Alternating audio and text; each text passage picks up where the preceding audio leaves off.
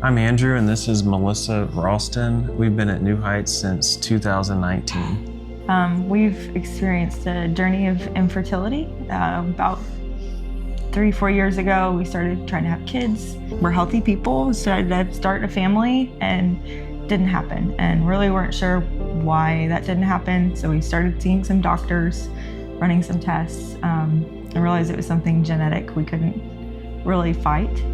So they sent us to some specialists, and we started doing IVF. We weren't doing super well with that either, and doctors were trying to encourage us, but we weren't really seeing results. We had a few miscarriages, and that was tough. And then we had such limited embryos that when we got down to the last one, we weren't really sure if it'd be successful. And that was kind of around the same time too. We had lost my nephew. So we were having just a really rough year, and just especially around babies, just not really seeing God, not really hearing God, kind of not sure what we were gonna do and why he wouldn't bless something like having kids. But he showed up at our last embryo and decided that was the one, and now we have a beautiful baby boy, and it's truly, like, it feels like a modern day miracle. Yeah, waiting on this to all take place was it was a long journey. Mm-hmm. We were very confused, and we didn't really know why everything was happening the way it did.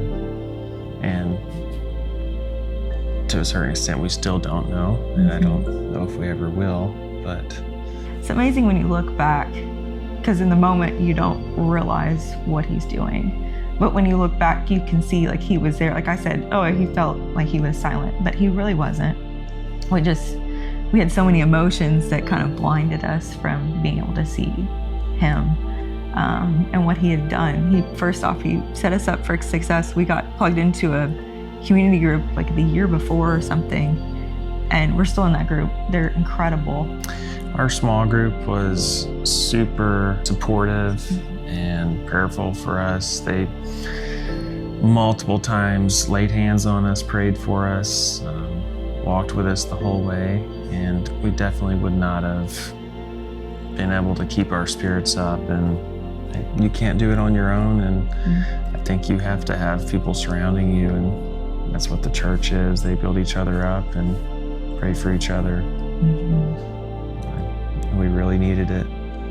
It's interesting when you go through something incredibly rough, because we won't know answers, and that's okay. I think I've settled with that a little bit. It's still tough. In the moment, I think it's more frustrating not to have answers, but when a prayer is answered, and I know they aren't always answered, it's frustrating then. But I'd see just God as this complex being who's building something that I can't understand. I felt like, it was so simple and easy to understand beforehand, and now his plan to me feels more complicated and more well-built than I could imagine. I feel like it's made us more patient. Yeah. I think through patience you can build trust. I think we're not quite there on trust, because that journey was tough, and although the prayers answered, there were a lot of other things that were rough that year, besides just not having kids, that haven't been answered, and those make it hard to being completely vulnerable, like fully trust God. It's hard.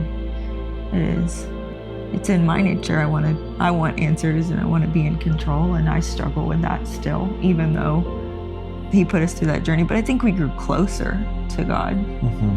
I think we challenged ourselves more in looking for him and trying to find him on a regular basis.